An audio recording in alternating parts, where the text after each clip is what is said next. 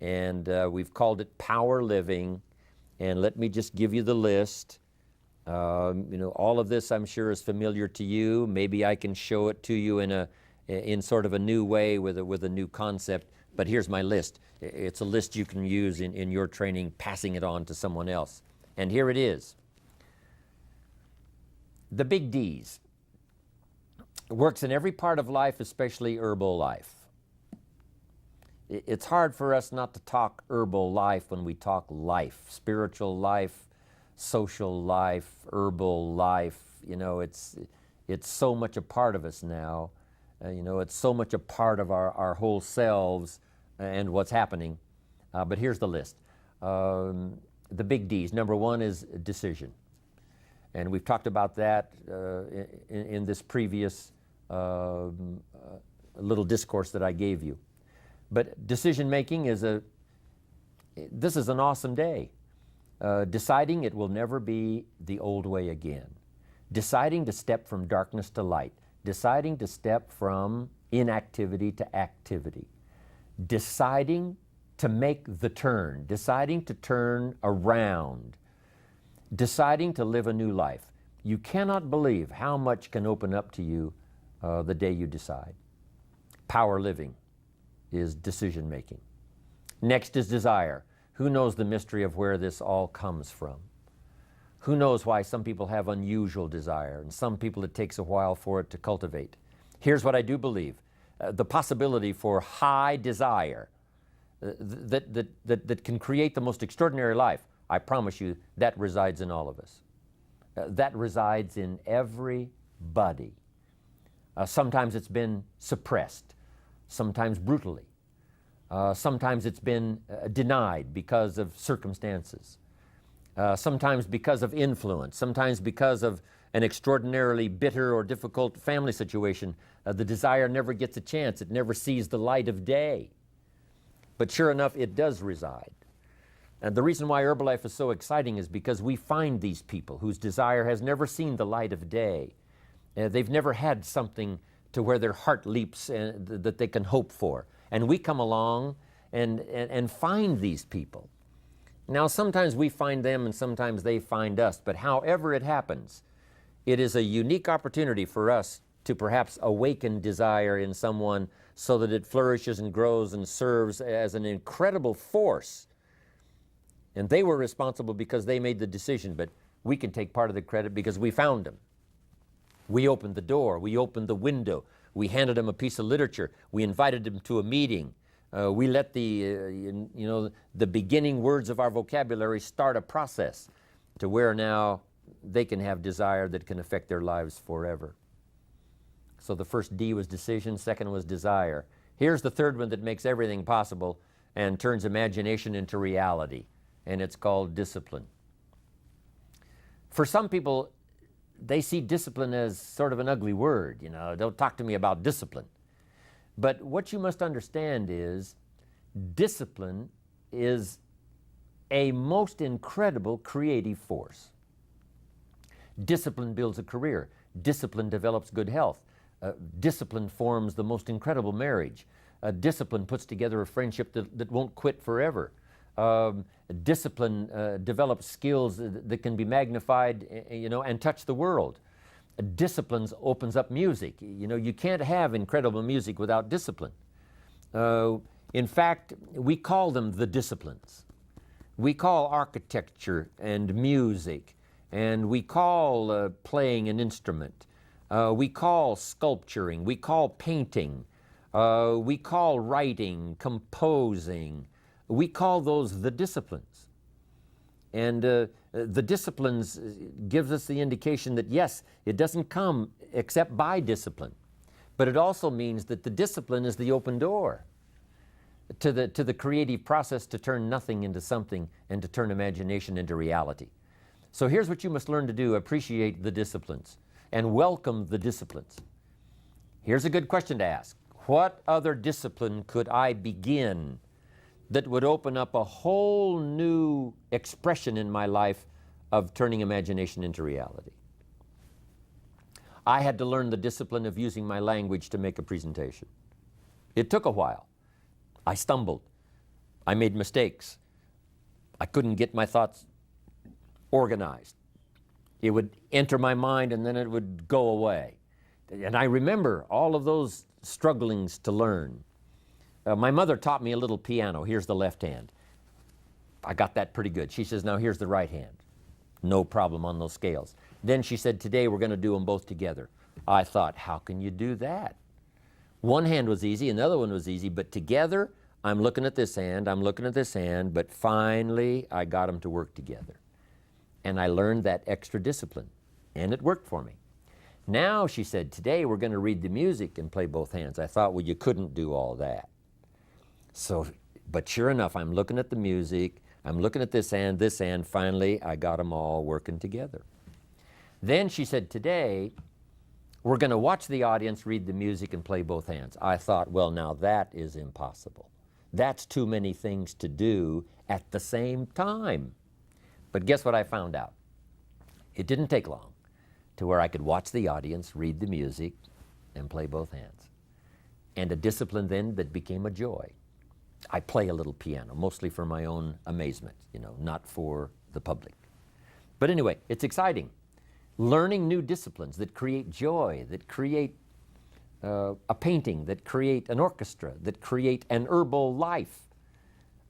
Mark had to put together his disciplines. And the disciplines that he had to bring together several elements, the products and the marketing and the people and the support system, and the rallies and the extravaganzas. All this stuff had to come together, incorporating other people's disciplines as well as his own, but in a disciplined way that creates an enterprise. Without discipline, there is no enterprise. Without discipline, there is no magnificent structure. Without discipline, there is no music. Without discipline, there is no health. Without discipline, there is no advantage. There is no future. So discipline is all when it comes to imagination, having something real, believing in it, and turning it into reality. Now let me give you the rest of these. Decision was first, desire was second, discipline was third. Here's number 4, development.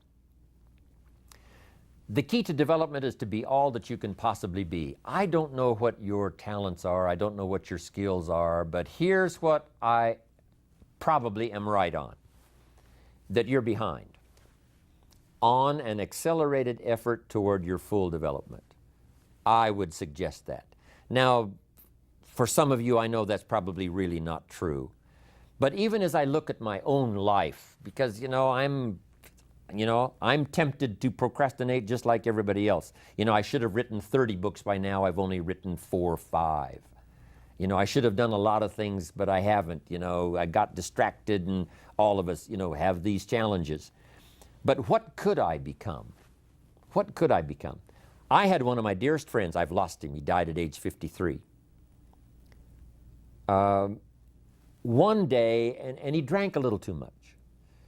David drank a little too much, but he did all kinds of things. He was a builder, and he was a dreamer, and he did a lot of things. But his drinking sort of kept him in a fog for like years and years. About 6 years ago, he was sitting at the yacht club, and he was in a fog, and suddenly it occurred to him, I wonder what I could have accomplished all these years if I hadn't have been in this sort of foggy state. And he said that did it. And the last 6 years before he died, he was free. And he accomplished some incredible things that last 6 years. Being all that you can be and not let habits drag you down. Not let things, sidetrack you from the full development of what you have the capable of being. What all could your heart encompass if you really had the chance and you really had the disciplines and really got to it? What could you really become? What could you earn? How healthy could you really be? How many books could you write? How many poems could you write? My granddaughter, Natalie, is 11, and she writes these most incredible poems. Someday I'm going to publish them.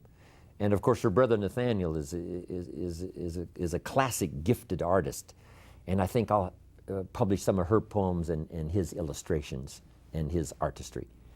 They're 11 and 12. They have become so much in so few years. And now my mind is wondering, I wonder how far they can go. I wonder how much they can accomplish. So here's what I would ask of you. If you feel that you're a little bit stalled, wherever you are in your progress, I'm asking you to correct that. I'm asking you to see if you can't possibly be on a more accelerated track toward your possibilities and your full development. Here's what life is all about: to become all that we can possibly be. The full development of all of your potential, that's number one. Number two is the wise use of all of your resources. That's what life is all about, full development. Here's the next word: direction. Key phrase: we go the direction we face. So make sure that your vision, make sure that that's clear, because that's where you're headed. You know, what's most dominant in your vision, that's where you're going, you know, whether you realize it or not. So sometimes we need to clear that up so that the direction becomes more clear, becomes more powerful in really taking us where we want to go. Good phrase we've all heard: 5 years from now you will arrive. The question is where? And you say, well, I haven't really cleared that up. I'm asking you to clear that up, because if you don't, you may arrive at a much less of a place. Not that it wouldn't be okay, but much less of a place than you could have arrived if you didn't settle on the right direction before. Here's the next word, and I must hurry with the rest of these. Next is definition. A phrase I've used so long, the drama is in the details. Give things definition, give things clarity. That's what's important. Here's the next word: dilemma. We're faced with a lot of dilemmas. Part of the dilemma is learning to sort it all out: what's valuable, what isn't valuable. The why of life, and some whys, you know, cannot be answered. Some mysteries must remain mysteries. They're simply the part of life, but they are mysteries. It seems that this is the way it is to the best of our ability, and we must try our best to understand the dilemmas, but don't persecute yourself and don't get too hard on yourself now if you don't understand it all, because nobody understands it all. Let part of the dilemma be dilemma. Figure out as much as you possibly can for your life and your children and your future and your business, but let mysteries be mysteries. Let some puzzles be puzzles, and let some of the whys just be whys. Somebody says why, it's just one of those whys. Next is delusion. Make sure you don't get faked out. There's an interesting story that says, don't build your house on the sand in the summer, because when the sky is blue and the clouds are white, it's easy to get faked out saying, hey, everything is so fine, I'll just build my house on the sand. That would be a mistake. So we must every once in a while ask if we might not be participating in some delusions. I wrote this one time: affirmation without discipline is the beginning of delusion. We must affirm our disciplines. We must affirm the truth and not be deluded. The great prayer says, lead us around temptation so we won't be deluded by the allure. Something that tells us it's going to taste good now, but something tells us it might taste good now, but the old prophet said later it turns bitter in the belly. Next is destination. You've got to have some clear places that you want to go. Herbalife is the most stimulating influence I know of, especially when it comes to business, to help you to determine a good destination. Where in 6 months? What accomplishments in 6 months? Change your pin from one to another. Where in terms of reaching people? Where in terms of your ability to influence? Would you like to be 1 year from now, 3 years from now? If you will start clearing up that destination and make your dreams a little more clear. And it's good to just dream about being successful. It's good to just dream about being healthy and powerful. But if you can be a little more clear in your destination, that will help you to secure the direction it takes to get there. And now here's the last one that's vitally important, and I'll close with this, and it's called dignity. One thing Mark chose in the very beginning when he started Herbalife, he decided to live a life of dignity. He wanted to be able to say, I'm proud of the way I started. I'm proud of the way it's gone. I'm proud that I've overcome my mistakes. I'm proud that I've learned from others. I walk with dignity because of the people I've helped, because of the lives I've changed, because of the countries I've now gone into, planted the Herbalife flag, and rendered all this incredible service. I'm proud that I didn't let mistakes overwhelm me. I'm proud I walk with dignity because I can truly say I have sincerely done every meeting. I've sincerely wished the best for everybody. I have sincerely wanted to have a refined marketing system that rewarded everybody for the effort they put in. I sincerely want to change people's health for the better and give them a longer life and a better life. I sincerely wish to do that. And I wish to do it within the guidelines. I wish to do it within a framework that creates dignity and self-respect and company respect. And as I appreciate Mark Hughes more after these 20 years, and I knew him 2 or 3 before then, he walks with dignity. And we all are walking with dignity in this unique enterprise called Herbalife. But in your personal life, make it an absolute that whatever you do, when the final sentences are coined about you and your life, they will say, not only did you do it well, not only did you do it with skill, not only did you do it maybe around the world, but you did it with honor and you did it with dignity.